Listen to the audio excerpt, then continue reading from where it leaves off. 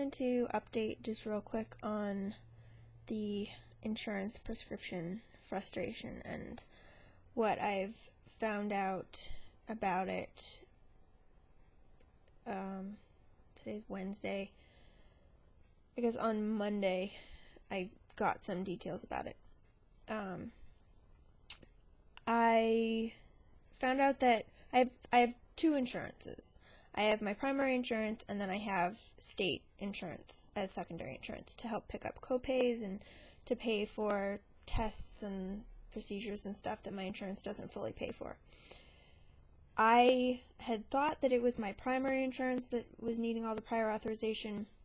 Apparently it was my secondary insurance, but my primary insurance also was requiring some stuff and was not willing to cover the prescriptions. So I went to pick up some other prescriptions on Monday and asked about these two medications. And basically for one of them, for Nexium, that I've been on for a couple of years at least, they're outright not willing to pay for it. For the other one, the new one that I'm supposed to be just trying out for the cyst form of Lyme instead of being on the IV Flagyl, they won't. I don't know what the deal is, but they supposedly will cover it with a copay of $114, and this prescription is for 6 pills, which is just ridiculous. So I said, forget it. We're not going to do that unless something changes and we're able to get it covered better. So I spoke with the nurse at my primary care doctor's office on Monday, and basically what both of them probably, we know for sure that the state insurance, my secondary insurance, is what they want, and probably what my primary insurance wants as well.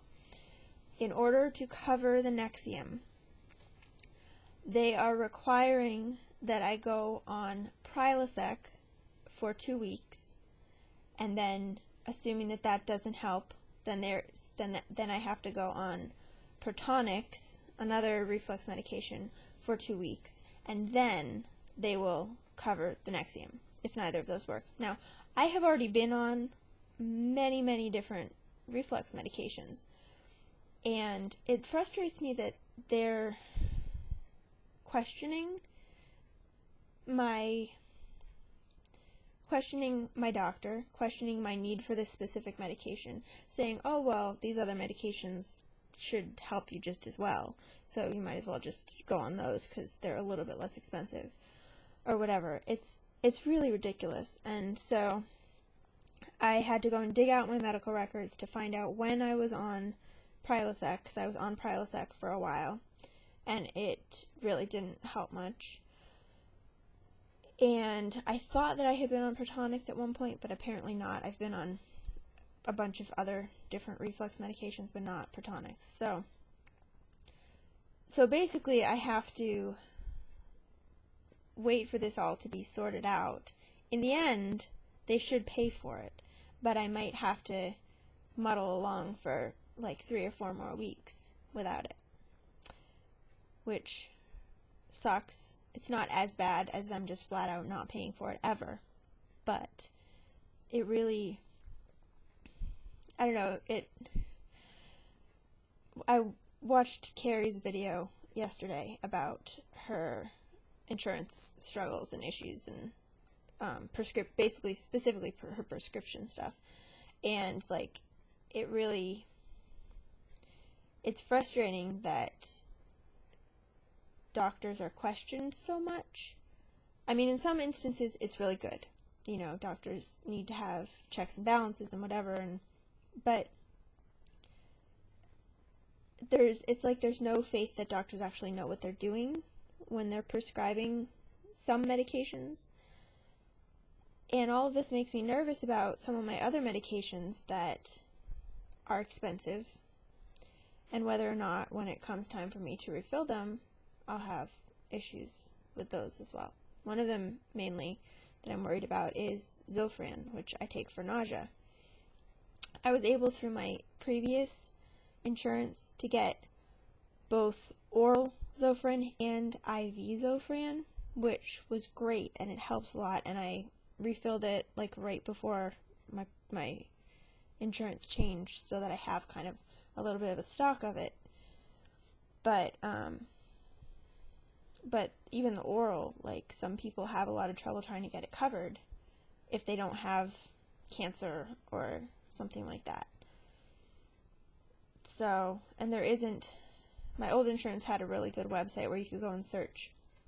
You sign in and you search for medications and you see if they're covered or not, you see how much you pay, you see how much they cost, and you can compare things and see if things are covered or not. And my new insurance does not have anything like that. You can go and search for prices on the more common medications, but you can't search specific to your plan whether things will be covered, which is annoying. So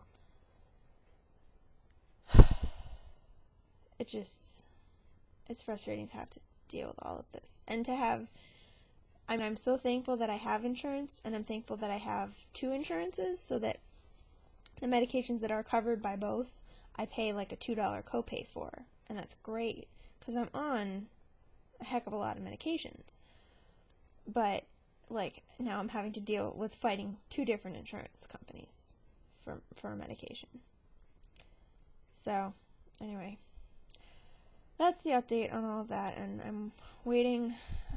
I got all my medical records out to find out when I was on the Prilosec and all of that, and tried calling my doctor's office to talk to the nurse, and no one answered, and tried the other number that the nurse had called from earlier today, and that just brought me to the same voicemail message that the regular number did, and it's now after hours, and I am not hopeful that she's gonna call me back.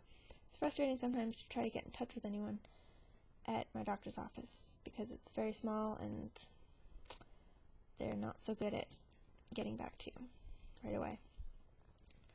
And the nurse is only in the office on Mondays and Wednesdays. So, anyway. So that's what's going on. When more happens with it, I'll try to update about it. Hope you're all doing well. Bye.